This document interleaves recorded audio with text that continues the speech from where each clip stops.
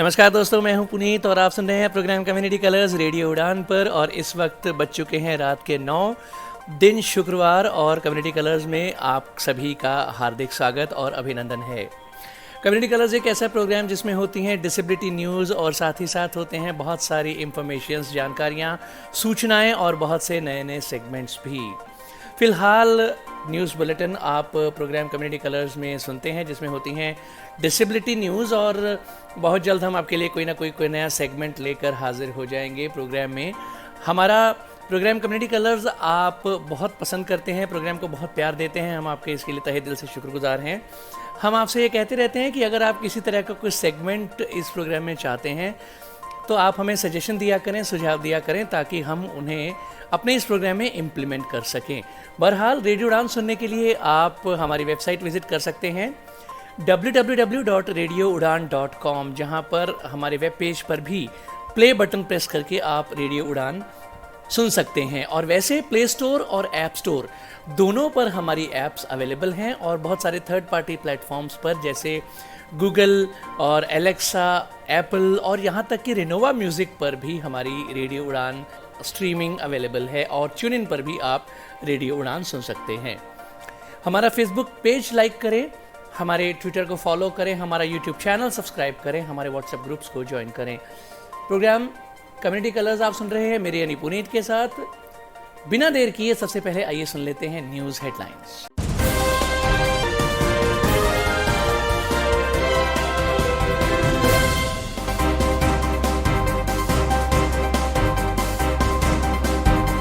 तेलंगाना के मशहूर करीमनगर घोटाले में सिविल अस्पताल स्टाफ सहित अन्य सरकारी कर्मचारी भी शामिल। सुनेंगे कैप्शंस की दुनिया के कुछ नए डेवलपमेंट्स और साथ में वही पुराने प्रॉब्लम्स।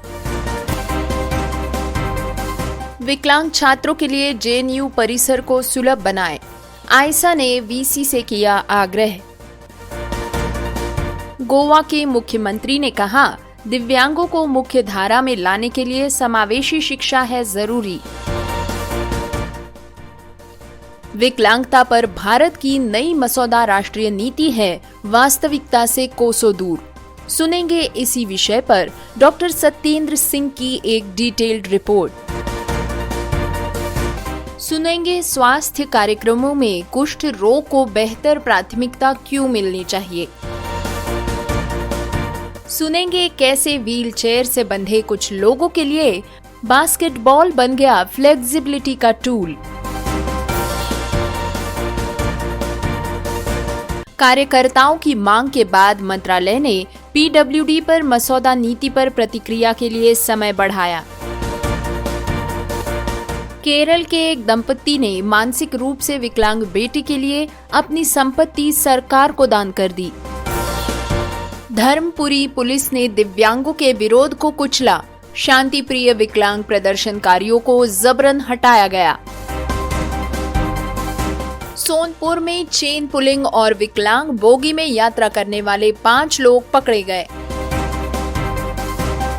बिहार के रेफरल अस्पताल में दिव्यांग शिविर का आयोजन विफल।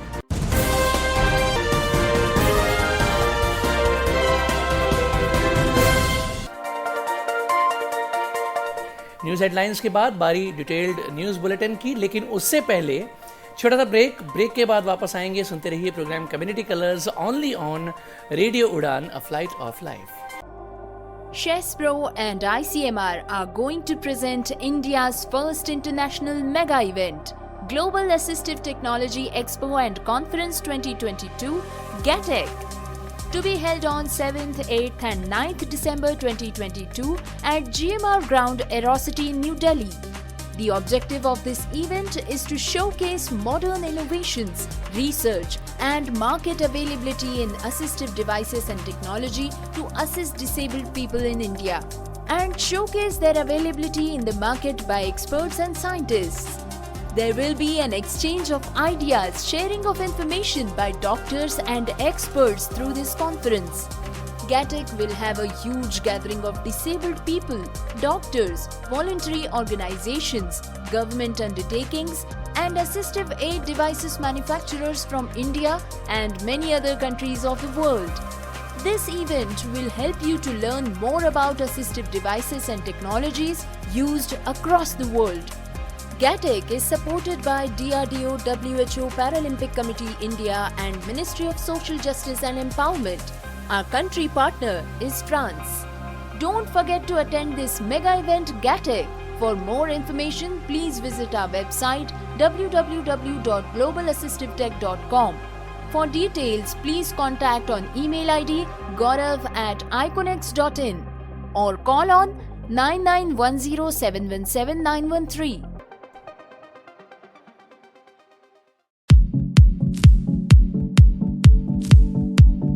क्या आप पहले से मौजूद OCR ऐप से संतुष्ट नहीं हैं? क्या टेबल्स और मैथमेटिक कंटेंट आपके लिए एक्सेसिबल फॉर्मेट में उपलब्ध नहीं था?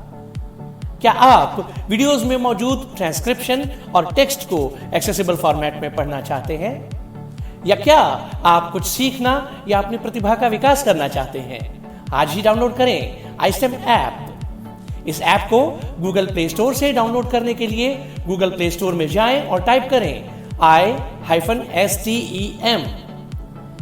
iSTEM पोर्टल को अपने वेब ब्राउजर पर इस्तेमाल करने के लिए अपने वेब ब्राउजर में जाएं और टाइप करें portal.istemai.com portal.istemai.com।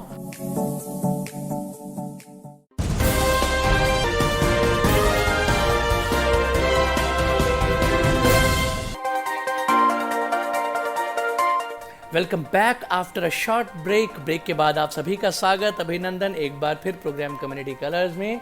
और अब बारी आती है डिटेल्ड न्यूज बुलेटिन की। दोस्तों, श्रवण हानि वाले लोगों ने लंबे समय से दुनिया को नेविगेट करने के लिए तकनीकों को अपनाया है, खासकर जब से ये श्रवण यंत्र महंगे हो गए हैं और कई लोगों के लिए दुर्गम बन गए हैं। दोस्तों, दुनिया को नेविगेट करने के उनके प्रयासों में अब वही पुराना सहयोगी एक नए रूप में जुड़ने जा रहा है, जिसका नाम है कैप्शंस, जो केवल टेलीविजन स्क्रीन स्ट्रीमिंग सेवाओं तक अब सीमित नहीं रहा है। मैसाचुसेट्स के शेरॉन पैट ओकलेन ने कहा कि कोविड महामारी ने हर जगह लोगों के लिए दैनिक जीवन को बाधित कर दिया, लेकिन श्रवण हानि वाले कई लोगों ने परिणामी अलगाव को विशेष रूप से मुश्किल पाया। जब हर कोई मास्क पहन लेता है तो श्रवण हानि वाले लोग पूरी तरह से समझ के बाहर हो जाते हैं। एक नए कर्णवत प्रत्यारोपण ने उनकी बहुत मदद की है। जब उनके पोते को महामारी की शुरुआत में जूम पर स्ट्रीम किया गया था तो उस समय कैप्शंस की सेवा इसमें मौजूद नहीं थी, लेकिन जल्द ही व्यावसायिक बैठकों को प्रसारित करने के लिए यानी कि apps created to transcribe business meetings बनाया गया। दोस्तों, देश विदेशों में ये एक जबरदस्त संसाधन साबित हुआ है। श्रवण हानि वाले लोग लगभग 40 मिलियन अमेरिकी वयस्कों के एक समूह ने लंबे समय से तकनीकों को अपनाया है ताकि उन्हें विक्टोरियन युग के कान तुरही से लेकर आधुनिक डिजिटल श्रवण यंत्र और कर्णावत प्रत्यारोपण तक सुनने की दुनिया में अपना रास्ता बनाने में मदद मिल सके। लेकिन आज के श्रवण यंत्रों की कीमत $5,000 से भी अधिक हो सकती है, जिसे अक्सर बीमा द्वारा भी कवर नहीं किया जाता और ये सभी के लिए काम नहीं करते हैं। जिस तरह से चश्मा तुरंत ही दृष्टि को ठीक कर देता है, ये डिवाइसेस श्रवण ध्वनि को फोकस में नहीं ला सकते। इसके बजाय श्रवण यंत्र और कर्णावत प्रत्यारोपण के लिए मस्तिष्क को ध्वनि की एक नए तरीके से व्याख्या करनी पड़ती है। कॉकलियर सेंटर के निदेशक फ्रैंकलिन ने कहा कि एक ही समाधान सभी प्रकार की समस्याओं के लिए काम नहीं कर सकता। पहुंच कई अलग अलग चीजों के आधार पर बहुत से लोगों की जरूरत को पूरा नहीं कर सकती। ये सिर्फ एक संचार की समस्या नहीं है। शोधकर्ताओं ने अनउपचारित सुनवाई हानि और मनोभ्रंश के उच्च जोखिमों के बीच संबंध पाया है। ओवर द काउंटर श्रवण यंत्र अब भी एक सपना बने हुए हैं। अभी के लिए श्रवण यंत्रों से लाभान्वित होने वालों में से केवल 20% ही इसका उपयोग कर सकते हैं। लेकिन दोस्तों, कैप्शंस एक ऐसी चीज है जो श्रवण यंत्रों के विपरीत आम तौर पर एक्सेस करना बहुत आसान हो सकता है। ये लंबे समय से आधुनिक टेलीविजन सेट पर उपलब्ध है और जूम, नेटफ्लिक्स जैसी स्ट्रीमिंग सेवाओं, टिकटॉक या यूट्यूब पर social media, video, movie theatre और लाइव आर्ट वेन्यू जैसे वीडियो कॉन्फ्रेंसिंग ऐप्स में अधिक बार क्रॉप कर रहे हैं। हाल ही के वर्षों में स्मार्टफोन ऐप्स जैसे ओटर, गूगल का लाइव ट्रांसक्राइब, एवा, फोन कॉल के लिए इनो कैप्शन और गैला प्रो लाइव थिएटर प्रदर्शन के लिए सामने आए हैं। इनका उद्देश्य श्रवण हानि वाले लोगों के लिए ये सुनिश्चित करना है कि वे मानव समीक्षकों का उपयोग करें ताकि कैप्शन सटीक बन पाए।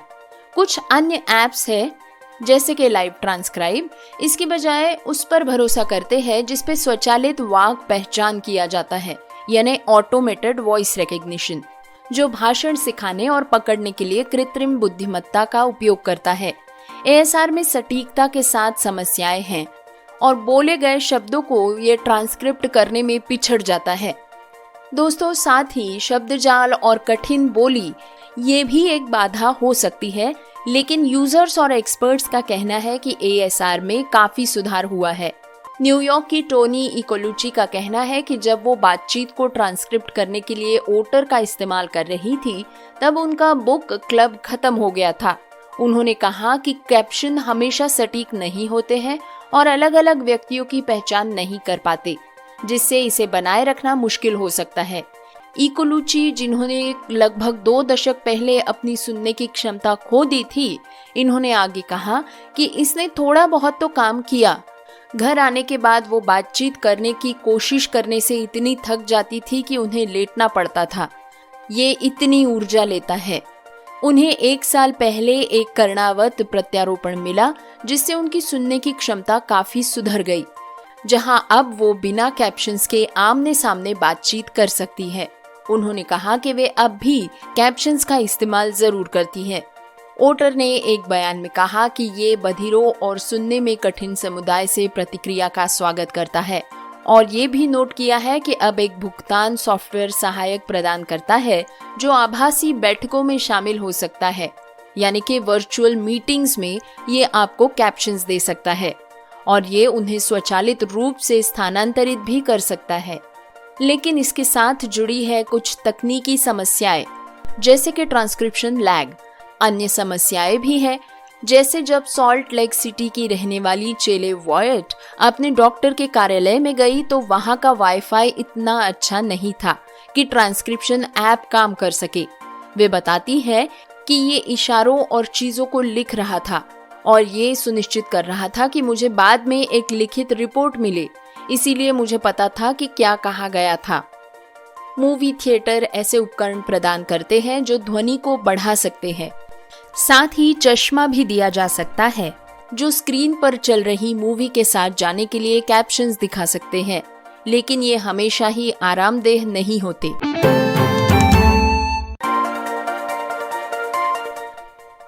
पसीने की एक जानी पहचानी गंध हर सप्ताह मुंबई विश्वविद्यालय के कलीना परिसर में एक इंडोर बास्केटबॉल कोर्ट की हवा को भिगो देती है। फर्श से उछलते हुए बास्केटबॉल की गड़गड़ाहट और खिलाड़ियों की आवाज अखाड़े पर हावी हो जाती है। ये एक विशिष्ट बास्केटबॉल प्रशिक्षण सत्र है जिसमें कभी कभार सीटी बजाकर उन्हें बताया जाता है कि चीजों को बदलने का समय कब है।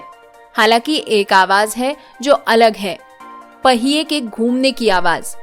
ये आवाज लड़कों और लड़कियों के एक समूह की कहानी बताती है जो जीवन में दूसरा मौका लेना चाहते हैं और विकलांग लोगों को कमजोर और शक्तिहीन के रूप में रूढ़िवादिता को खत्म करना चाहती है। पहली नजर में व्हीलचेयर और बास्केटबॉल ये एक अजीब संयोजन की तरह लग सकते हैं। आमतौर पर बास्केटबॉल लंबे खिलाड़ियों का खेल माना जाता है। व्हीलचेयर पर बैठा कोई व्यक्ति इस पर आसानी से हाथ नहीं जमा सकता। हालांकि मुंबई व्हीलर्स नामक व्हीलचेयर बाध्य बास्केटबॉल टीम के मुख्य कोच और अध्यक्ष इब्राहिम पलोज ने जोर देकर कहा है कि बास्केटबॉल बास्केटबॉल है।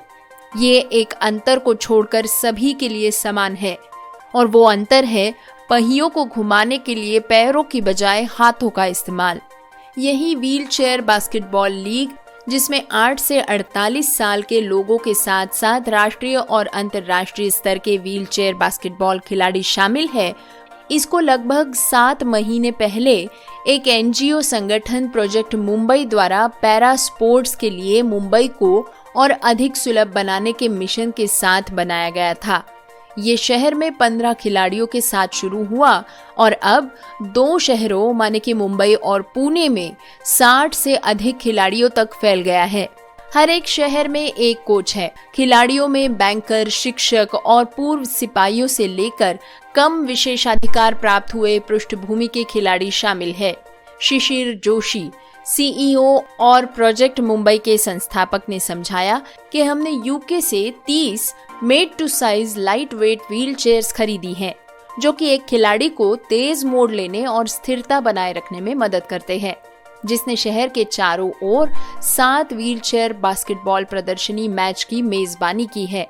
श्री पलोज बताते हैं कि नियमों में केवल कुछ समायोजन के साथ बास्केटबॉल को व्हीलचेयर से बंधे मानसिक और शारीरिक पुनर्वास दोनों के रूप में इस्तेमाल किया जा सकता है। इन पैरा एथलीटों की तीव्रता किसी भी सक्षम खिलाड़ी को टक्कर देने की है। कोर्ट पर अपनी कुर्सी टैपिंग कौशल दिखाने के बीच 33 वर्षीय सुरेंद्र कसारे ने कहा कि 10 साल पहले एक मॉनसून की सुबह को उनकी बाइक स्किड हो जाने की वजह से उनकी रीढ़ की हड्डी में चोट लग गई थी। कसारे बताते हैं, मैंने इससे पहले कभी भी व्हीलचेयर बास्केटबॉल जैसा कुछ भी नहीं देखा था, जब तक कि मैंने डॉन बॉस्को माटुंगा के कुछ बच्चों को नहीं देखा। कसारे की तरह ही अधिकांश खिलाड़ी या तो किसी दुर्घटना के शिकार है या तो इस विकृति के साथ ही पैदा हुए हैं। ऐसे ही एक खिलाड़ी है एग्रेल नायडू। उनकी उम्र अब भी है 21 साल। पिछले साल ही वे एक दुखद दुर्घटना की वजह से व्हीलचेयर से बंधित हो गए थे। इससे पहले वे डिलीवरी बॉय का काम करते थे। ये मानखुर्द का लड़का मुस्कुराकर बताता है कि मैंने कभी नहीं सोचा था कि मैं एक डिलीवरी बॉय से एक खिलाड़ी बनूंगा। साथ ही अनीता निर्मल जी बताती है कि उनकी 13 वर्षीय बेटी है जानवी। जानवी टीम की सबसे कम उम्र की सदस्यों में से एक है। जानवी रीढ़ की असामान्यताओं के साथ ही पैदा हुई थी। वो स्वीकार करती है कि वो इन दिनों अपनी बेटी के बारे में थोड़ी कम चिंता करती है, क्योंकि अब उसने बास्केटबॉल में कदम रख दिया है। वो कहती है, पहले मुझे आश्चर्य होता था कि जब मैं आसपास नहीं होती थी तो उसकी देखभाल कौन कर रहा है। अब मुझे उसमें आत्मनिर्भर होने की ललक दिखाई दे रही है और उसे दोस्त भी मिल गए हैं जिनसे वो आसानी से कनेक्ट कर पाती है। 27 वर्षीय डिंकल शाह के लिए, जिन्होंने भूकंप के दौरान अपनी रीढ़ पर एक चट्टान गिरने से अपने दोनों पैरों को खो दिया, बास्केटबॉल के इस खेल ने उनकी रोजमर्रा की जिंदगी में अधिक लचीलापन और स्वतंत्रता पैदा की है। शाह कहती है कि मैं एक ऑडिट फर्म के सहायक प्रबंधक के रूप में काम करती हूँ, लेकिन जहाँ भी जाती हूँ मुझे एक बास्केटबॉल खिलाड़ी के रूप में देखा जाता है। प्रोजेक्ट मुंबई ने एक व्हीलचेयर सुलभ ऑटो रिक्शा स्टार्टअप के साथ भागीदारी कर ली है, ताकि खिलाड़ियों को शो मैच के दिनों में फेरी लगाई जा सके। जोशी कहते हैं कि हम उम्मीद कर रहे हैं कि साल के अंत तक मुंबई भर में से कम 50 संस्थान स्वेच्छा से अपने संस्थान को पैरा स्पोर्ट्स के लिए सुलभ बनाने में मदद करेंगे। पूर्व मध्य रेलवे के सोनपुर छपरा और सोनपुर हाजीपुर रेल खंड पर अवांछित तत्वों एवं ट्रेनों में अकारण चेन पुलिंग करने वालों के खिलाफ आरपीएफ ने लगातार छापेमारी अभियान चलाया है। आरपीएफ इंस्पेक्टर रुपेश कुमार के नेतृत्व में चलाए गए छापेमारी अभियान में जवानों ने हटिया से गोरखपुर जा रही अप मौर्य एक्सप्रेस ट्रेन की विकलांग बोगी में अनधिकृत रूप से यात्रा करते 4 और अवध असम एक्सप्रेस ट्रेन में चेन पुलिंग करते 1 युवक को गिरफ्तार कर लिया। इस संबंध में आरपीएफ इंस्पेक्टर रुपेश कुमार ने बताया कि मौर्य एक्सप्रेस ट्रेन की विकलांग बोगी में अनधिकृत रूप से यात्रा करते हुए परसा के अभिमन्यु कुमार, समस्तीपुर रोसड़ा के रिंकू कुमार, सिवान के गुड्डू कुमार व अजीत कुमार के अलावा अवध असम एक्सप्रेस ट्रेन में सोनपुर यार्ड में चेन पुलिंग करते बेगूसराय के सतीश कुमार को गिरफ्तार किया जा चुका है। उन्हें रेलवे कोर्ट में मजिस्ट्रेट के समक्ष प्रस्तुत किया गया, जहां उन्हें जेल भेज दिया गया। दोस्तों, तेलंगाना के करीमनगर जिला सिविल अस्पताल में सामने आए सदाराम घोटाले में भ्रष्टाचार निरोधक ब्यूरो ACB ने अपनी आक्रामकता तेज कर दी है। घोटाले में आरोपों का सामना कर रहे DRDA अधिकारियों और सिविल अस्पताल के कर्मचारियों से पूछताछ करने वाले अधिकारियों को जांच के दौरान चौंकाने वाली बातें पता चली है। अब तक सभी यही सोचते थे कि पेंशन, आयकर छूट, बस पास और रेलवे पास के लिए प्रमाण पत्र लिए जा रहे थे। लेकिन हैरानी की बात तो ये है कि जांच में एक नया सच सामने आया है। मामले ने एक और मोड़ तब लिया जब अधिकारियों ने पाया कि इन प्रमाण पत्रों को लेने वालों में आम लोग, राजनेताओं के परिवार सदस्य और खुद सरकारी कर्मचारी भी शामिल थे। दरअसल जिस वक्त सदाराम घोटाला सामने आया, उस समय 317 लोगों ने एप्लीकेशंस कर रखे थे। उसी समय सरकारी कर्मचारियों ने प्रमाण पत्र प्राप्त किया कि वे अवैध तरीकों से अक्षम बताए गए। बताया गया है कि ACB के अधिकारियों ने ACB द्वारा एकत्रित किए गए 22 सरकारी कर्मचारियों की सूची पहले ही चेक कर ली है। मालूम हो रहा है कि हाल ही में हुए तबादलों में इन सभी ने सर्टिफिकेट्स दिखाए हैं। क्या इन्होंने स्थानांतरण सूची में अपना वांछित स्थान प्राप्त करने के लिए इन प्रमाण पत्रों के लिए आवेदन किया है? इस पर छानबीन बाकी है। ये लोग वर्तमान में कहाँ काम कर रहे हैं, किस पद पर कार्यरत है, इन चीजों की छानबीन अब भी चल रही है। अगर वे इस मामले के नतीजे तक पहुंचते हैं तो उन्हें बुलाकर सवाल करने की संभावना भी है। साथ ही स्वास्थ्य विभाग ने आदेश दिया है कि सिविल अस्पताल के जिन कर्मचारियों के पास प्रमाण पत्र है, वे इसे तत्काल जमा करें। खबर है कि ACB ने भी इस मामले को संज्ञान में लिया है। दोस्तों, कोरोना 2020 से पहले सभी सर्टिफिकेट मैन्युअल तरीके से जारी किए जाते थे। कोरोना के कारण 2020 में शिविर का आयोजन नहीं किया गया। फरवरी 2020 से फरवरी 2021 तक ऑनलाइन स्लॉट्स को लेकर काफी बदलाव किए गए। आलोचनाएं तीव्र है कि जारी किए गए अधिकांश प्रमाण पत्र अपात्र व्यक्तियों को आवंटित किए गए हैं। दरअसल इस घोटाले की जड़ें 2015 से है।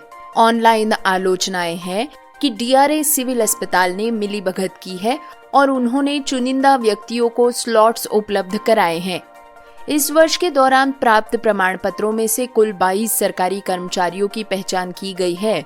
उल्लेखनीय बात यह है कि इनमें से करीब 14 लोग करीमनगर शहर के रहने वाले हैं, बाकी आसपास के मंडलों में रहते हैं। इन सभी ने गत वर्ष जनवरी से इस वर्ष 5 फरवरी तक विभिन्न शिविरों में प्रमाण पत्र दिया है। ACB अधिकारियों ने उनके प्रमाण पत्रों की पृष्ठभूमि में उनके व्यक्तिगत विवरण और फोन नंबर एकत्रित किए हैं जो संदिग्ध लग रहे हैं। दोस्तों, पणजी में मुख्यमंत्री प्रमोद सावंत ने शुक्रवार को समावेशी शिक्षा पर बोलते हुए कहा कि समाज को विकलांग व्यक्तियों को मुख्य धारा में लाने की दिशा में काम करना चाहिए। साथ ही उन्होंने प्रधानमंत्री नरेंद्र मोदी के मिशन सबका साथ सबका विकास को भी दोहराया। श्री सावंत ने कहा कि विकलांग जनों को मुख्य धारा में आना चाहिए। अगर हम उन्हें अलग कर दें तो वे ऐसा कभी नहीं कर पाएंगे। हमें उनके प्रति अपनी मानसिकता बदलनी होगी। हमें विकलांगों को सुविधाएं देनी होंगी और उन्हें मुख्य धारा में लाना होगा। दोस्तों, Sanjay centre for special education Porvorim में समावेशी शिक्षा पर 3 दिवसीय कार्यशाला में सहायता प्राप्त और गैर सहायता प्राप्त संस्थानों के सहित 1400 स्कूल, उच्च माध्यमिक और कॉलेज शामिल हुए थे। मुख्यमंत्री ने उपस्थित लोगों से स्कूलों का दौरा करने, माता पिता और शिक्षकों से मिलने के लिए उनकी समस्याओं को समझने का आग्रह भी किया। अपने परिचित बच्चे का उदाहरण देते हुए श्री सावंत ने कहा कि नेत्रहीन होने के बावजूद इस बच्चे ने स्नातक डिग्री हासिल की।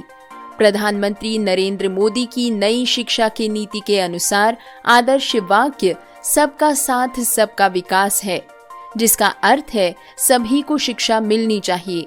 आपको बता दें कि राज्य में इतने बड़े पैमाने पर आयोजित होने वाली अपनी तरह की ये पहली कार्यशाला है जिसका आयोजन राज्य शैक्षिक अनुसंधान एवं प्रशिक्षण परिषद के सहयोग से विकलांग व्यक्तियों के लिए राज्य आयुक्त कार्यालय द्वारा किया गया था। कार्यक्रम में मौजूद विकलांग व्यक्तियों के लिए राज्य आयुक्त गुरुप्रसाद पावस्कर ने कहा कि आयोग को विकलांग छात्रों को उनकी विकलांगता के आधार पर प्रवेश से वंचित करने के संबंध में शिकायतें मिली हैं। कुछ उदाहरणों में सीमित संसाधनों के कारण स्कूल समावेशी शिक्षा प्रदान करने में सक्षम नहीं है।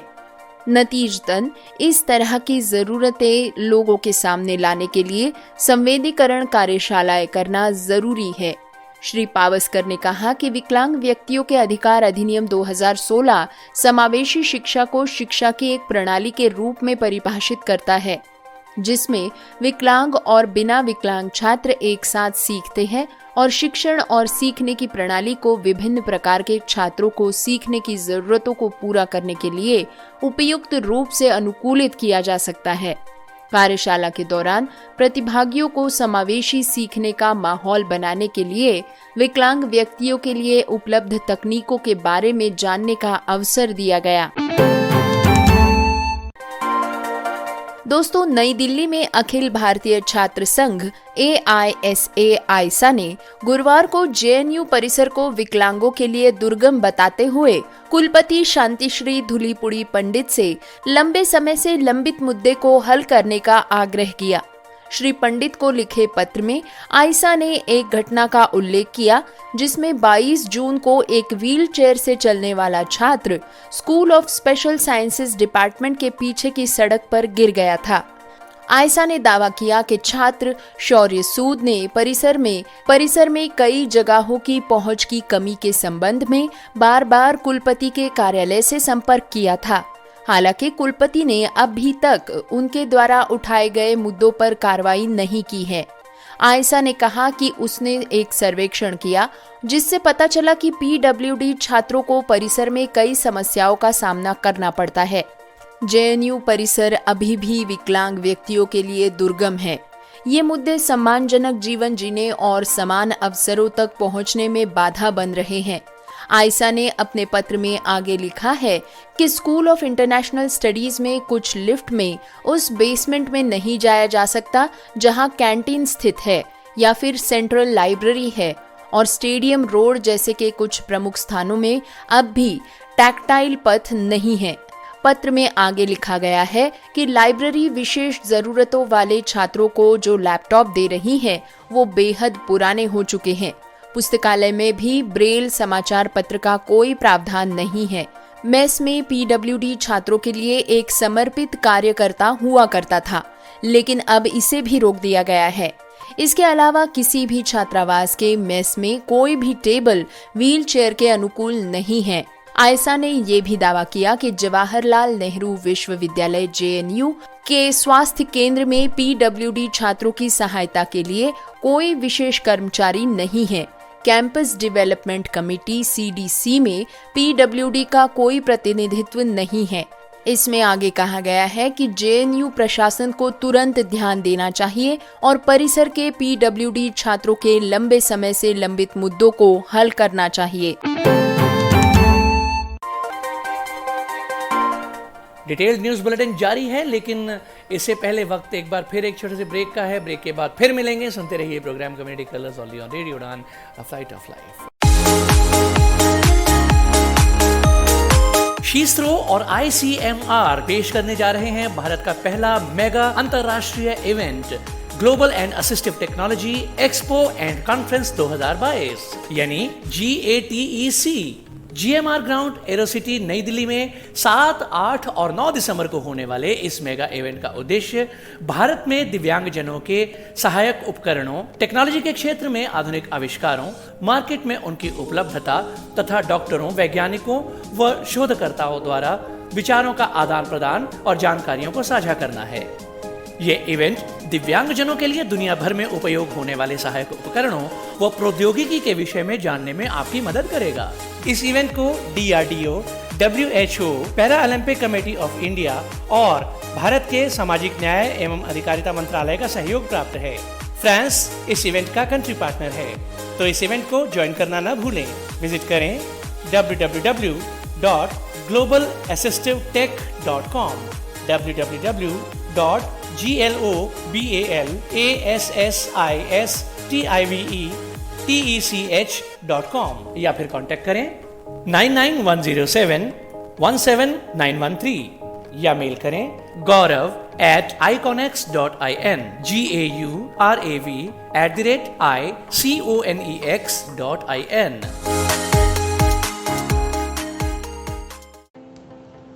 The Plague Upon Us by Shabbir Ahmed Mir. The Plague Upon Us portrays Obaid's memories from the perspective of 4 residents of Kashmir Valley who were once childhood friends, a militant, a rich man, the daughter of a social climber, and the member of the Brotherhood.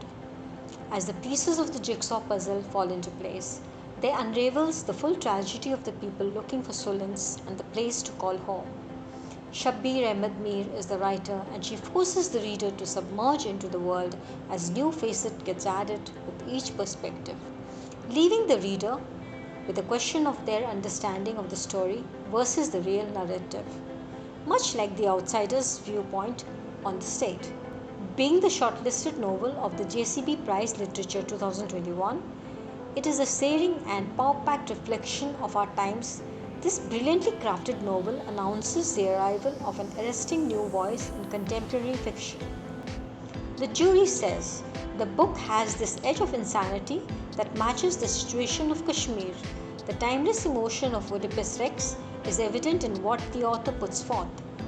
The instability in the characters is reflective of the instability of Kashmir, with many subconscious factors working to make the book more evocative for the reader and the story becoming more complex with each retelling. Saksham, with the kind support of JCB Prize, has converted this interesting piece of novel into accessible format and is now available for download from Sugamya Pustakalaya, an online library for the blind and print disabled people. Please visit Sugamya Pustakalaya, the online library, www.library.daisyindia.org to download and read this novel.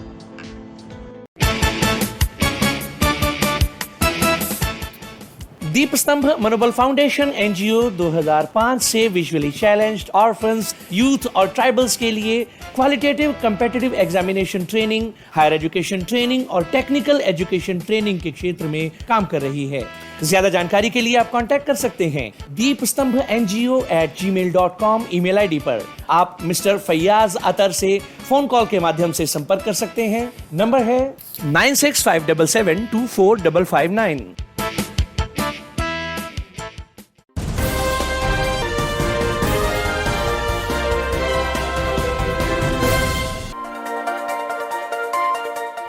Programme में आप सभी का स्वागत। Detailed news bulletin जारी है। मध्य प्रदेश सरकार ने बुजुर्गों, दिव्यांगजन कल्याणी व अविवाहिता पेंशन संबंधी स्वीकृति के अधिकार ग्राम पंचायतों से छीन लिए हैं। अर्थात अब ग्राम पंचायतें इन पेंशन्स को स्वीकृति नहीं देंगी, बल्कि ग्राम पंचायतें पेंशन प्रस्ताव तैयार करके जनपद पंचायतों को भेजेंगी, जिनके माध्यम से कार्यपालक अधिकारी इन पेंशन प्रस्तावों को स्वीकृति देंगे। आपको बता दें कि पेंशन प्रस्तावों में स्वीकृति में होने वाली गड़बड़ी व देरी के चलते सरकार की ओर से यह निर्णय लिया गया है। सामाजिक न्याय एवं निःशक्तजन मंत्रालय की ओर से इस संदर्भ में पहले ही स्वीकृति दे दी गई है। आपको बता दें कि केंद्र तथा राज्य सरकारें इंदिरा गांधी राष्ट्रीय विधवा पेंशन, इंदिरा गांधी राष्ट्रीय निःशक्तजन पेंशन, दिव्यांगजन सशक्तिकरण पेंशन, समग्र विकास पेंशन तथा मुख्यमंत्री अविवाहित पेंशन संबंधी विभिन्न प्रकार की पेंशन्स प्रदान करती हैं। प्रकरण स्वीकृति व्यवस्था को विकेंद्रीकृत करते हुए राज्य सरकार की ओर से ये अधिकार 2017 में ग्राम पंचायतों को दिए गए थे, लेकिन ग्राम पंचायतों की ओर से प्रकरण स्वीकृति में जानबूझकर देरी करना व चहितों को उपकृत करना जैसे शिकायतें भी सामने आई हैं। इसलिए राज्य शासन की ओर से ग्राम पंचायतों से ये अधिकार वापस ले लिए गए हैं। दोस्तों, अब सुनते हैं केरल के कोझिकोड के इन दंपत्ति के बारे में, जिन्होंने मानसिक रूप से विकलांग अपनी बेटी के लिए अपनी सारी संपत्ति सरकार को दान कर दी। लेकिन अब इससे पछता रहे हैं। तो आखिर क्या है ये मसला? दोस्तों, संपत्ति सौंपने के 4 साल बाद बुजुर्ग दंपत्ति अब ठगा हुआ महसूस कर रहे हैं और इस बात को लेकर चिंतित है कि उनकी मृत्यु के बाद उनकी 41 वर्षीय बेटी की, जो सीजोफ्रेनिया से पीड़ित है, उसकी देखभाल कौन करेगा? एक कम्युनिस्ट परिवार से आने वाले दंपत्ति कोझिकोड के पूर्वी नदकव्वू के निवासियों ने 2018 में कोल्लम के वेलियाम में अपने 1 एकड़ जमीन और 2 मंजिला घर को राज्य सरकार को दान कर दिया था। हालांकि सामाजिक न्याय विभाग ने बहुत धूमधाम से संपत्ति को अपने कब्जे में तो ले लिया, लेकिन ये परियोजना एक गैर शुरुआत रही। दंपत्ति को अब डर है कि उनके प्रयास उनके उद्देश्य की पूर्ति नहीं करेंगे और उन्होंने जो भूमि दान की थी वो निजी हाथों में जा रही है। उनका कहना है कि संपत्ति दान करते समय हमने अपनी बेटी के लिए एक सुरक्षित स्थान और अच्छी देखभाल और आवास की आशा की थी। उसे जीवन भर इलाज की आवश्यकता है, लेकिन सामाजिक न्याय विभाग के कुछ अधिकारी निहित स्वार्थों वाले एक निजी एनजीओ को संपत्ति देने की कोशिश कर रहे हैं। एक सेवानिवृत्त स्कूल शिक्षक कमलासन ने आरोप लगाया है कि मानसिक रूप से विकलांग महिलाओं के लिए एक घर खोलने के समझौते के साथ संपत्ति को विभाग को सौंप दिया गया था। 1 महीने के भीतर इसका नाम दंपत्ति की बेटी प्रिया के नाम पर रखा जाएगा। हमने सीधे सरकार के तहत पुनर्वास केंद्र खोलने के लिए जमीन दान की और इसे किसी एनजीओ को नहीं दिया। कई एनजीओ ऐसे प्रतिष्ठान चला रहे हैं जो भारी मुनाफे को दिखाते हुए चल रहे हैं और हम ऐसे संगठनों को अपनी संपत्ति नहीं देना चाहते। कमलासन ने कहा कि मेरा मानना है कि मेरी बेटी समेत ऐसे लोगों का लंबे समय में कोई सरकारी संस्थान ही ख्याल रख सकता है। अब मैं 81 साल का हूँ और मेरी पत्नी 76 साल की है और हम दोनों कई बीमारियों से पीड़ित हैं। हमारा स्वास्थ्य दिनों दिन खराब होता जा रहा है। हम अपनी मृत्यु तक अपने बच्चे की देखभाल करेंगे, लेकिन हमें इसके बाद की चिंता है। पिछले 4 वर्षों में मैंने कई शिकायतें प्रस्तुत की और देखभाल घरों को वास्तविकता बनाने के लिए बहुत से लोगों से संपर्क किया, लेकिन मेरी सारी कोशिशें बेकार गई। मैं ज्यादा यात्रा नहीं कर सकता और मेरे स्वास्थ्य की स्थिति अब और लड़ने लायक नहीं है। इसीलिए मैं कानूनी रूप से आगे बढ़ने की योजना बना रहा हूँ, क्योंकि ये एकमात्र रास्ता बचा है। सामाजिक न्याय मंत्री आर बिंदु ने कहा कि उन्होंने 6 महीने पहले इस मुद्दे पर एक बैठक बुलाई थी और विभाग के अधिकारियों को परियोजना में तेजी लाने का निर्देश दिया था। सरकार का निर्णय सीधे सामाजिक न्याय विभाग के तहत आश्रय गृह खोलने का है। इस बात की जांच की जाएगी कि क्या किसी अधिकारी ने संपत्ति को किसी निजी एनजीओ को सौंपने का प्रयास किया है। उन्होंने कहा, मैं परियोजना की स्थिति की जांच करूंगी और योजना को गति देने के लिए आवश्यक कदम उठाऊंगी। कर्मचारी चयन आयोग यानी स्टाफ सिलेक्शन कमीशन SSC ने combined graduation level exam tyre 3 2020 के नतीजे जारी कर दिए हैं। नतीजों का लिंक SSC की ऑफिशियल वेबसाइट www.ssc.nic.in पर उपलब्ध है। उम्मीदवारों को ध्यान देने की आवश्यकता है कि नतीजे जारी होने के बाद अब उन्हें सत्यापन यानी अटेस्टिंग की प्रक्रिया से गुजरना होगा। SSC ने इस संदर्भ में एक आधिकारिक नोटिफिकेशन भी जारी किया गया है। SSC की ओर से जारी नोटिफिकेशन में कहा गया है कि शॉर्टलिस्टेड कैंडिडेट्स का स्किल टेस्ट 4 व 5 अगस्त 2022 को आयोजित कराया जाएगा, जबकि डॉक्यूमेंट्स सत्यापन की प्रक्रिया संबंधित क्षेत्रीय कार्यालयों में नियत शेड्यूल पर कराई जाएगी, जिनका शेड्यूल संबंधित कार्यालयों की वेबसाइट्स पर नियत समय पर उपलब्ध होगा। उम्मीदवार इस बात की ओर भी ध्यान दें कि जिन प्रतिभागियों को एग्जामिनेशन में शॉर्टलिस्ट होने के बाद भी कॉल लेटर्स प्राप्त नहीं होते हैं कि वे SSC की क्षेत्रीय वेबसाइट्स पर विजिट करें। दोस्तों, आइए सुनते हैं कुष्ठ रोगियों की मौजूदा स्थिति पर श्री भारत डोंगरा की एक रिपोर्ट। दोस्तों, हाल ही में कुछ वरिष्ठ डॉक्टरों के संघों द्वारा क्लोफेजिमाइन नामक एक दवाई की कमी के बारे में गंभीर चिंता व्यक्त की गई, जो कुष्ठ रोग के उपचार में तत्काल आवश्यक दवा है। ये कमी निजी अस्पतालों तक ही सीमित है, लेकिन फिर भी कई कुष्ठ रोगियों के इलाज को प्रभावित कर रही है, जिन्हें कई दवाओं की संयोजन उपचार की आवश्यकता होती है, और ये एक प्रमुख दवा की अनुपस्थिति समग्र उपचार पर प्रतिकूल प्रभाव डालती है। अन्य रिपोर्टों में देश में कुष्ठ रोगों से संबंधित सर्जरी के लिए विशेष कौशल वाले सर्जनों की कमी की बात की गई है। इस तथ्य के बावजूद कि कुष्ठ रोगों के लगभग 60% नए मामले भारत में सामने आ रहे हैं, ये एक अजीब स्थिति प्रतीत होगी। ये देखते हुए कि 16 साल पहले 31 दिसंबर 2005 को भारत सरकार ने भारत में एक सार्वजनिक स्वास्थ्य समस्या के रूप में कुष्ठ रोग को समाप्त करने की घोषणा की थी। ये एक अत्यधिक विवादास्पद निर्णय था, जो तब तक कुष्ठ रोग से संबंधित सभी प्रयासों को प्रभावित करता था। जैसा कि कई वर्षों तक कुष्ठ रोग के उपचार से जुड़े एक वरिष्ठ स्वास्थ्य कार्यकर्ता मनोज वर्मा ने इसके कुछ वर्षों बाद इस लेखक से कहा था कि एक गंभीर स्वास्थ्य समस्या को केवल सरकारी कागजों में समाप्त करने से हल नहीं किया जा सकता, जबकि हम बढ़ते हुए मामलों को अपनी नजरों से देख रहे हैं। यहाँ तक कि गांव में नए मामले भी हैं, तो हम सरकार के दावे को कैसे स्वीकार कर सकते हैं? भारत में सार्वजनिक स्वास्थ्य समस्याओं के रूप में कुष्ठ रोग का उन्मूलन मिथक के पीछे की सच्चाई इस नाम के एक पेपर में डॉक्टर अनुराग भार्गव और डॉक्टर विश्वरूप चैटर्जी लिखते हैं कि उन्मूलन की पूरी रणनीति अवास्तविक लक्ष्यों और पूरी तरह से संदिग्ध मान्यताओं पर आधारित थी। International federation of anti leprosy association ने वास्तव में उन्मूलन रणनीति के बारे में कई मुद्दे उठाए हैं। भारत में कुष्ठ उन्मूलन के लिए अभियान वैज्ञानिक और नैतिक मानदंडों के उल्लंघन के समांतर नहीं है। इस निर्णय की पृष्ठभूमि ये थी कि वर्ष 2000 के आसपास अंतर्राष्ट्रीय दबाव जमा होने लगा था कि भारत कुष्ठ उन्मूलन की ऐसी घोषणा करे ताकि विश्व स्तर पर व्यापक घोषणा भी की जा सके। इससे भारत और विदेश दोनों में खर्चों में कटौती करने में मदद मिलेगी और भारत की पर्यटन छवि को भी बढ़ावा मिलेगा। कुष्ठ उन्मूलन के मूल विचार को सार्वजनिक स्वास्थ्य समस्या के रूप में कुष्ठ उन्मूलन में बदल दिया गया।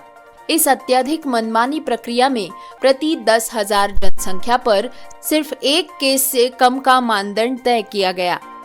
अगला कदम कई निर्देश जारी करना था, जिससे रजिस्टरों पर कुष्ठ मामलों की कम संख्या को दिखाना संभव हो सके। बिना औचित्य की शर्तों को लागू किया गया। उदाहरण के लिए उन लोगों को रोगियों से अलग करना जिनके पास मतदाता कार्ड नहीं है। कई मायनों में अधिकारी ये दिखाने के लिए आगे बढ़े कि 2005 के अंत में प्रति 10,000 की जनसंख्या पर एक से भी कम कुष्ठ रोगियों के मामले हासिल हो रहे थे और इसी आधार पर 31 दिसंबर 2005 को उन्मूलन की घोषणा की गई थी। श्री पी फिंस्टा ने कहा कि बीमारी के वास्तविक प्रसार को छिपाने के लिए कुछ इसी तरह के अभ्यास कुछ अन्य देशों में भी किए गए हैं। कई विशेषज्ञों ने विभिन्न देशों में इस प्रयास की निंदा की है। पिछले वर्षों में उन्मूलन लक्ष्य एक महामारी विज्ञान या कार्यक्रम गुणवत्ता लक्ष्य के बजाय अधिक से अधिक राजनीतिक लक्ष्य बन चुका है।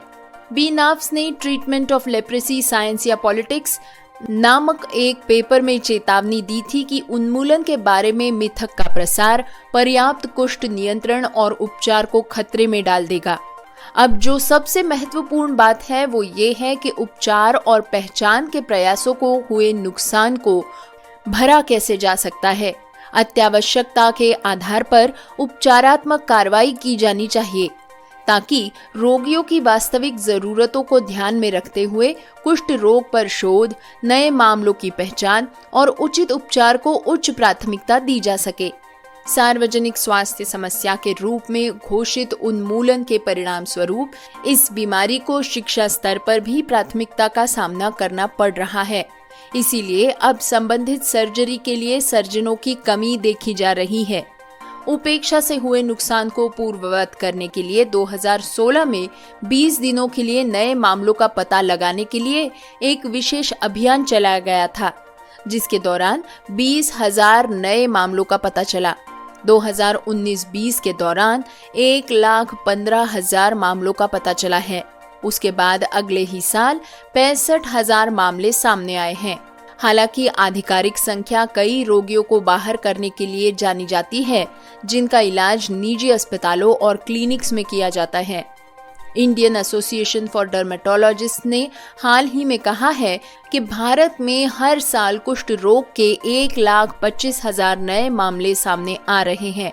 दुनिया में हर साल आ रहे लगभग 60% से भी अधिक मामले भारत से आ रहे हैं।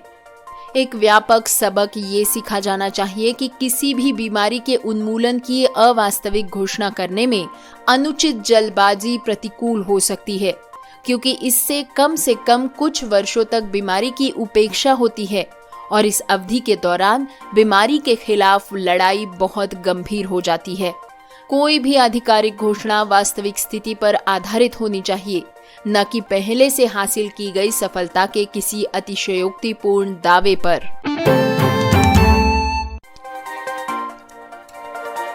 दोस्तों, धर्मपुरी पुलिस ने Tamil Nadu association for the rights of all types of differently abled and care givers TARATDAC द्वारा यहाँ पर मौजूद कलेक्ट्रेट के बाहर शांतिपूर्ण विरोध प्रदर्शन के खिलाफ कथित तौर पर बल का प्रयोग किया है। उन्हें मंगलवार को विरोध स्थल से जबरन हटाया गया। उनकी रिहाई से पहले प्रदर्शनकारियों को हिरासत में लिया गया। टैराडैग ने विकलांगता प्रमाण पत्र और सामाजिक सुरक्षा योजनाओं और मनरेगा के लिए आवेदनों में तेजी लाने के लिए राजस्व प्रशासन के स्तर पर अनिवार्य मासिक शिकायत बैठक का संचालन करने के कलेक्ट्रेट में विरोध प्रदर्शन की घोषणा की थी।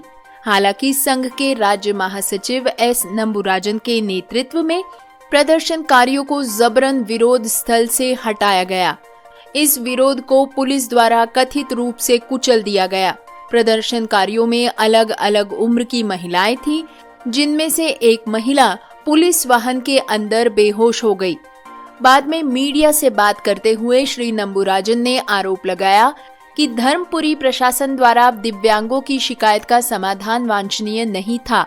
इस कलेक्टर के साथ साथ पिछले कलेक्टर ने विभिन्न सामाजिक सुरक्षा योजनाओं के लिए राजस्व अधिकारियों के तहत मासिक शिकायत बैठक आयोजित नहीं की थी। अन्य जिलों में साप्ताहिक शिकायत बैठक में विकलांगता का पता लगाने और प्रमाण पत्र जारी करने के लिए डॉक्टर होंगे। बीडीओ या राजस्व अधिकारियों द्वारा मासिक शिकायत बैठक और कलेक्टर के अधीन द्विमासिक बैठकें यहाँ कोविड से पहले भी कभी आयोजित नहीं की गई और कोविड के दौरान महामारी को एक कारण के रूप में उद्धृत किया गया। यहाँ तक कि नियमित सरकारी कामकाज शुरू होने के बाद भी बैठकें निर्धारित नहीं की गई। श्री एस नंबुराजन ने कहा कि मनरेगा से संबंधित मांगों जैसे कि दिव्यांगों के लिए 4 घंटे का कार्य दिवस जिले में लागू नहीं किए गए हैं। प्रदर्शनकारियों द्वारा कलेक्टर से मिलने के प्रयासों और बाधाओं का सामना करना पड़ा, जैसे कि कलेक्ट्रेट भवन में लिफ्ट की कमी। श्री नंबुराजन ने बताया कि हमारे लोगों के सीढ़ियों पर चढ़ने के लिए रैंप और व्हीलचेयर नहीं है। हम ऊपर चढ़ने के लिए बैसाखी से जूझ रहे थे। दोस्तों, आइए अब सुनते हैं विकलांगता पर भारत की नई मसौदा राष्ट्रीय नीति की वास्तविकता पर डॉक्टर सत्येंद्र सिंह की एक रिपोर्ट। वे अपने रिपोर्ट में लिखते हैं कि 2006 में भारत ने विकलांगता पर अपनी पहली राष्ट्रीय नीति अपनाई थी। विकलांग व्यक्तियों के अधिकारों CRPD पर संयुक्त राष्ट्र सम्मेलन के साथ अपने सभी कानूनों और नीतियों के सामंजस्य के अपने दायित्व के अनुरूप भारत सरकार ने 2019 में एक समिति का गठन किया, जिसने अक्टूबर 2021 में मसौदा नीति को अंतिम रूप दिया। समिति के 15 सदस्यों में से 11 दिल्ली के थे। सवाल ये उठता है कि क्या ये अभ्यास एक दिल्ली राज्य नीति का मसौदा तैयार करना था? प्रतिनिधित्व की कमी के साथ साथ उचित हितधारक परामर्श की कमी पर विकलांगता क्षेत्र से हंगामे के बाद सरकार ने पिछले महीने मसौदा नीति को सार्वजनिक डोमेन में रखा। ये 9 जुलाई तक टिप्पणियों के लिए खुला है। नीति के कुछ अच्छे मुद्दों के बारे में बताते हुए डॉक्टर सिंह कहते हैं कि नीति को 14 अध्यायों में विभाजित किया गया है। नीति में कुछ अच्छे पॉइंट्स भी हैं, जैसे कि ये सुनिश्चित करना कि विकलांग लोगों को कार्यालयों में विकलांगता प्रमाणन के लिए 2 बार से अधिक न बुलाया जाए। जिला अस्पतालों में सांकेतिक भाषा दुभाषीय मौजूद हो। निःशक्तता दक्षताओं के रूप में निःशक्तता अधिकारों में प्रशिक्षण दिया जाए। समर्पित खेल केंद्र बनाए जाए।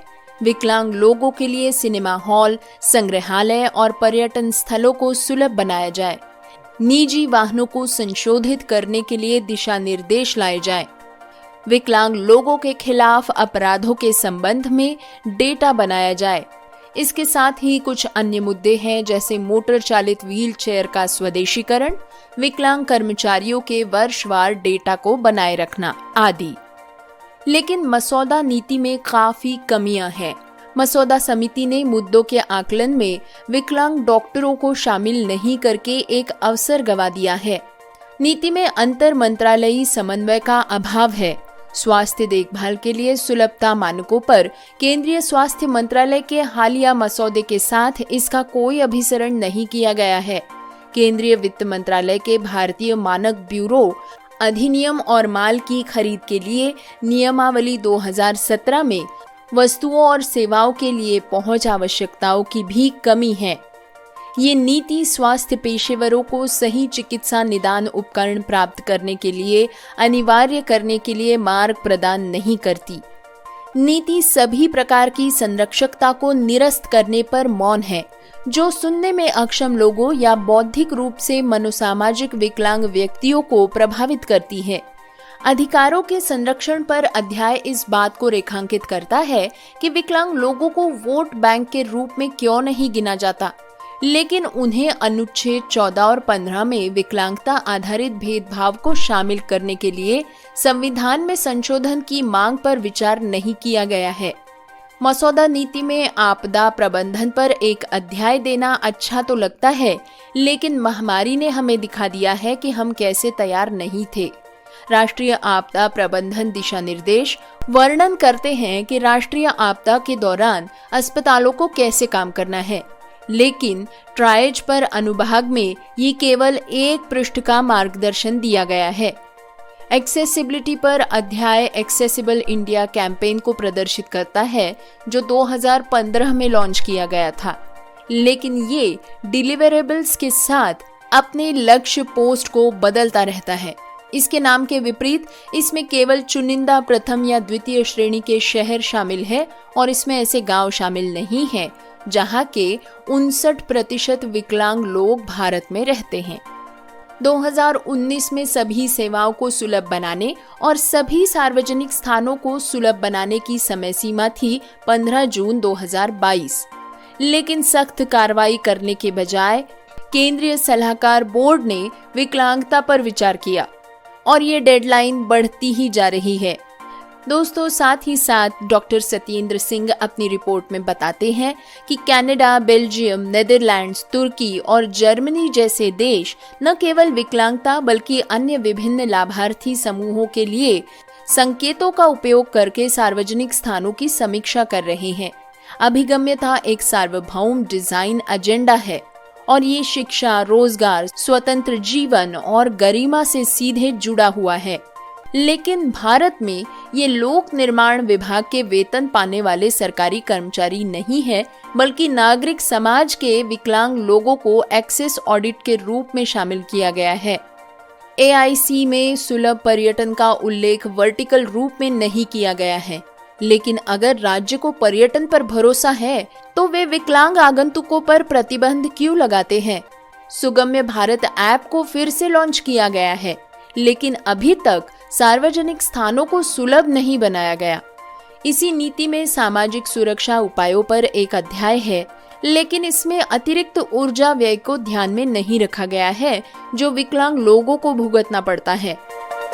अन्य नीतिगत उपायों में नीति विकलांगता क्षेत्र में अल्प CSR फंडिंग पर अफसोस जताती है। लेकिन केंद्रीय बजट में अलग अलग डेटा की वकालत करने में विफल है। स्मार्ट सिटीज मिशन और AIC दोनों को 2015 में लॉन्च किया गया था, लेकिन इन दोनों मिशंस के बीच लगभग 40 शहर समान होने के बावजूद अभी तक जमीन पर या नीति में अभिसरण नहीं देखा गया है। नीति का दुर्गम प्रारूप और टिप्पणियों के लिए एक समय सीमा का विस्तार न होना विकलांगता और मानवाधिकारों के प्रति नोडल मंत्रालय की गंभीरता को दर्शाता है। विकलांगता पर राष्ट्रीय नीति में चूकों की बढ़ती सूची विकलांगजनों को मिल रहे अधिकारों पर एक बड़ा सवाल उपस्थित करती है। मसौदा स्वास्थ्य मंत्रालय के विकलांगता निवारण कार्यक्रमों को पारंपरिक कारणों से कुपोषण और चिकित्सा लापरवाही सहित अन्य कारणों से विस्तारित करने का आह्वान किया गया है। कई हितधारकों द्वारा जवाब देने के लिए और समय की मांग के बाद विकलांग व्यक्तियों के अधिकारिता विभाग ने जनता के लिए विकलांग व्यक्तियों के लिए राष्ट्रीय नीति के मसौदे पर टिप्पणी प्रस्तुत करने का समय बढ़ा दिया है, जिसे पिछले महीने प्रकाशित किया गया था। अधिकारियों का कहना है कि इसे और बढ़ाया जा सकता है। मंगलवार को केंद्रीय सामाजिक न्याय और अधिकारिता मंत्रालय के DEPWD ने एक ट्वीट में कहा था कि विभिन्न हितधारकों से प्राप्त अभ्यावेदन के मद्देनजर मसौदा नीति पर टिप्पणी भेजने की अंतिम तारीख 9 जुलाई से बढ़ाकर 15 जुलाई कर दी गई। ये नीति PWD के लिए वाहनों को अधिक सुलभ बनाने की वकालत करती है, जिसमें कहा गया है कि MORTH सड़क परिवहन और राजमार्ग मंत्रालय आवश्यकता के अनुसार विकलांग व्यक्तियों द्वारा उपयोग किए जा रहे निजी वाहनों में संशोधन करने के लिए आवश्यक दिशा निर्देश जारी करेगा। मांग उठाने वाले कार्यकर्ताओं और DEPWD अधिकारियों के अनुसार भारतीय सांकेतिक भाषा अनुसंधान और प्रशिक्षण केंद्र वीडियो के रूप में नीति के सांकेतिक भाषा अनुवाद पर काम कर रहा है। DEPWD के एक अधिकारी ने कहा कि वीडियो जुलाई के अंत तक जारी किया जाएगा। National association for the deaf के अध्यक्ष नारायणन ने कहा है कि उन्होंने 20 जून को DEPWD सचिव अंजलि भवरा को पत्र लिखकर नीति को सांकेतिक भाषा वीडियो में अनुवादित करने के लिए कहा था। पत्र में कहा गया है कि हम आपके ध्यान में लाना चाहते हैं कि संगठनों के सुनने में अक्षम लोग इसे पूरी तरह से पढ़ने और समझने के लिए संघर्ष कर रहे हैं। कानून की छात्रा और सुनने में अक्षम कार्यकर्ता सौदामिनी पेठे उन लोगों में शामिल थी जिन्होंने चिंता जताई थी कि नई नीति के सुझाव सरकार द्वारा एक स्वागत योग्य संकेत है या नहीं।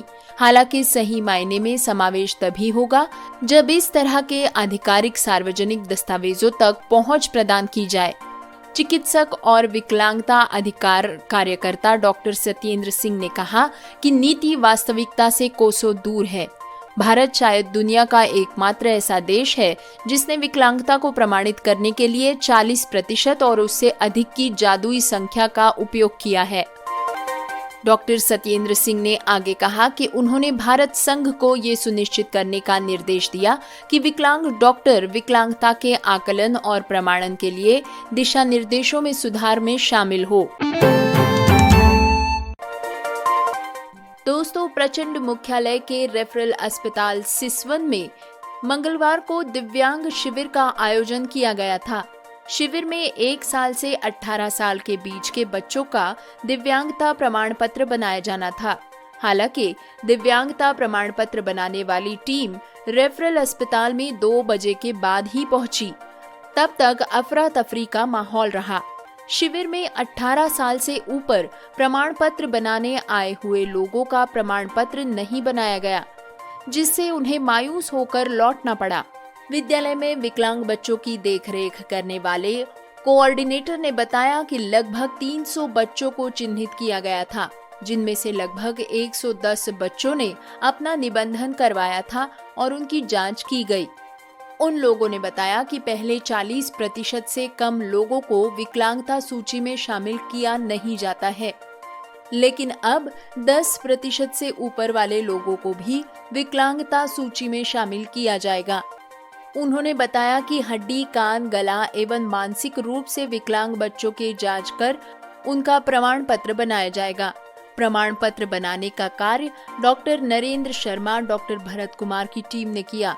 इस मौके पर doctor AS Khan, doctor Iftikhar Ansari व अन्य स्वास्थ्य कर्मी भी मौजूद थे। तो डिटेल्ड न्यूज़ बुलेटिन के बाद हम आपको सिर्फ इतना कहना चाहेंगे कि आपको हमारा प्रोग्राम कैसा लगा हमें बताइएगा ज़रूर अपना फीडबैक। जितने तरीके ऊपर पहले हम रेडियो उड़ान सुनने के आपको बता चुके हैं, उनमें से किसी भी तरीके से आप अपना फीडबैक हम तक पहुंचा सकते हैं। अपने फीडबैक्स हमें ज़रूर दीजिए ताकि हम इस प्रोग्राम को बेहतर बना सकें। बहरहाल अब प्रोग्राम के अंजाम की बारी। प्रोग्राम के आखिर में न्यूज़ हेडलाइंस एक बार फिर।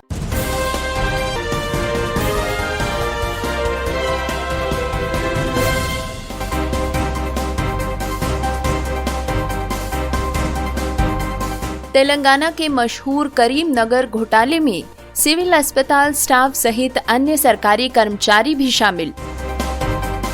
सुनेंगे कैप्शंस की दुनिया के कुछ नए डेवलपमेंट्स और साथ में वही पुराने प्रॉब्लम्स।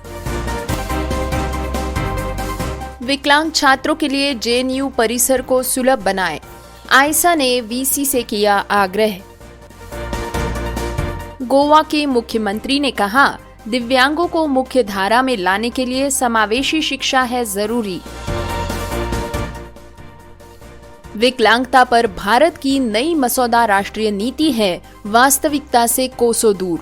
सुनेंगे इसी विषय पर डॉक्टर सत्येंद्र सिंह की एक डिटेल्ड रिपोर्ट। सुनेंगे स्वास्थ्य कार्यक्रमों में कुष्ठ रोग को बेहतर प्राथमिकता क्यों मिलनी चाहिए। सुनेंगे कैसे व्हीलचेयर से बंधे कुछ लोगों के लिए बास्केटबॉल बन गया फ्लेक्सिबिलिटी का टूल।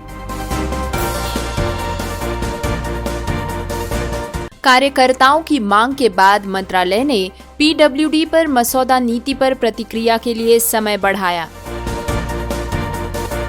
केरल के एक दंपति ने मानसिक रूप से विकलांग बेटे के लिए अपनी संपत्ति सरकार को दान कर दी। धर्मपुरी पुलिस ने दिव्यांगों के विरोध को कुचला। शांति प्रिय विकलांग प्रदर्शनकारियों को जबरन हटाया गया। सोनपुर में चेन पुलिंग और विकलांग बोगी में यात्रा करने वाले 5 लोग पकड़े गए। बिहार के रेफरल अस्पताल में दिव्यांग शिविर का आयोजन विफल। तो इसी के साथ मुझे यानी पुनीत को आज का प्रोग्राम खत्म करने की दीजिए इजाजत। बाय, गुड नाइट, शब बखैर, जय हिंद, जय भारत।